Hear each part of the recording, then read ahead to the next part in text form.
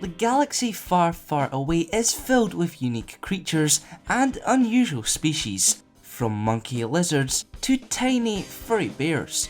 While some seem completely harmless, most are not to be trusted. You see, the Force operates in mysterious ways, making those who appear completely inept extremely powerful beings. However, such an occurrence is not exclusive to individuals. That's right, there are plenty of unsuspecting races who are predominantly Force sensitive.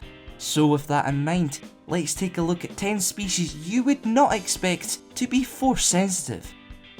Number 10. Nettie. Just edging out the jungle Felucians at the number 10 spot is a species of shape-shifting sentient plants. Yes, the Nettie came equipped with bark-like skin, multiple fin-branching arms, areas of foliage, and thick trunk bodies. Furthermore, they survived through photosynthesis, giving them a lifespan of several thousand years. Perhaps the Nettie's greatest trait, however, was their connection to the Force, as every single member of the race was Force sensitive. As a result, many Nettie served as powerful Jedi Masters and Sith, such as Garnu, Udbunar, Tirasa, and Dalalis. Number 9. Aing-Tii. On the surface, the Aing-Tii may have looked like secretive alien monks, but behind their plates of white bone lay extremely versatile and Force-sensitive beings. Granted, most of their species considered the Force to be sacred and something not to be meddled with. However, when utilised, the Aing-Tii could instantaneously move objects, such as 300-metre long vessels, from one location to another, a skill unmatched by even the most powerful Jedi and Sith. Despite this, the Aing-Tii taught non-Force sensitives to use such a skill, believing that every single being could manipulate the mystical energy field. If that wasn't awesome enough, the alien monks were known to flow walk. By surrendering their emotions to the Force, centering themselves in its flow, they were able to transcend time itself. Consequently, the Aing-Tii could observe events in the past or future. Number 8. FARFOLK. The FARFOLK were essentially floating Jawas. There's something about that description which doesn't quite scream out Force sensitive. Nonetheless, these small cloaked figures were strong Force users, so much so that Darth Vader employed several of the FARFOLK to lure Luke Skywalker to the dark side. To do so, they established a psychic link between the Dantooine-bound Jedi and his father, who was stationed aboard the Star Destroyer Conqueror. Unfortunately, the arrival of Leia Organa freed Luke from the FARFOLK's trance. Number 7. Gesarils. Even smaller than the FARFOLK, the Gesarils were 2 metre tall, 6-limbed, shaggy-furred creatures born with an affinity for the Force. While Force sensitivity ranged in intensity between members of the race, they could all utilise telepathy and telekinesis. Furthermore, the Gesarils frequently carved wood, using their Force powers to imbue each mask and statue with their own psychic energy, allowing future owners of the art to feel the exact same emotions of the Gesaril as they worked. Number 6. Irashu. Indigenous to Baskarn, the Irashu were technologically primitive, sapient beings with an open mind due to their surprising connection to the Force. In fact, save for the Low Ones tribe, they were a very tolerant and gentle species, and generally did not kill. That fact changed, however, during the Battle of Baskarn. Sensing its ties to the dark side, the Irashu instinctively fought the Galactic Empire, resulting in a victory for the Rebel Alliance. Number 5. Tempestro. Thus far we've detailed Force-sensitive gerbils and gorillas, so naturally, it's time to look at Force-wielding pterodactyls. That's right, the Tempestro were winged reptilians with elongated heads, small eyes, and pointed beaks. To no surprise, they failed to construct advanced mechanical technologies. However, they did master the Force. As a result, the Tempestro formed a spiritual society and possessed near complete control over their world.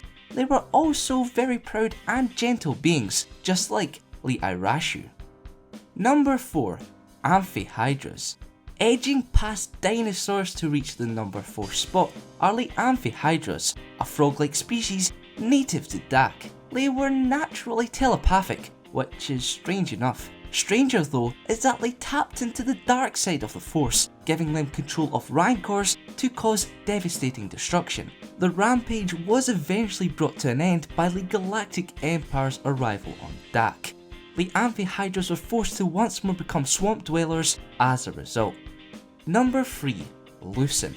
For those who are arachnophobic, I apologise in advance. Yes, the Lucents were spiders. Crystal spiders to be exact. Curious by nature, these arachnids built the crystal web station so to interact with other species. Other than that, nothing was really known about the Lucents, though they came to be known as honourable and trustworthy beings. Their perception of the Force differed from most other sentient life forms. Firstly, each spider viewed the life web, or the weave, as a web of shining crystal strands, which they could manipulate for physical effects like telekinesis. Secondly, Lucents possessed unique abilities depending on their connection to the Force. One such ability allowed individual members to calculate the fastest, safest, and most efficient route through hyperspace without the use of navigation computers or astromech droids. Number 2. Bouncers. No, not that type of bouncer. Now that we've cleared that one up, bouncers were globe-like creatures native to Ruzan. They were covered in green fur and sported numerous tentacles. Bouncers were named after their choice of transportation, as they bounced off obstacles to achieve great heights. You would never expect such a species to be force sensitive, yet they were. In fact, following a great battle between the Army of the Light and the Brotherhood of Darkness on their homeworld, bouncers supported and comforted the dying of both sides through their mild telepathic abilities. In addition, due to the Force, they often dreamt of the future, which were often eerily accurate. Unfortunately, weak bouncers could be killed by dark dreams. Number 1. Golden Sun. I thought it was going to be a troublesome task finding a Force-sensitive species more unbelievable than the bouncers. However, the Golden Sun is in a league of its own. From sky to sea, it was a Force-sensitive communal intelligence comprised of thousands of coral polyps. Residing on the ocean planet Sedri, the Golden Sun was worshipped by the native Sedrians, and for good reason. The energy crystals produced from thousands of Force-sensitive minds fueled Sedrian devices. Furthermore, its Force healing power served as the basis of Sedrian medicine. The Golden Globe's worshippers never fully recognised its true intelligence and power, just as we would never associate such a collection of tiny organisms as Force sensitive.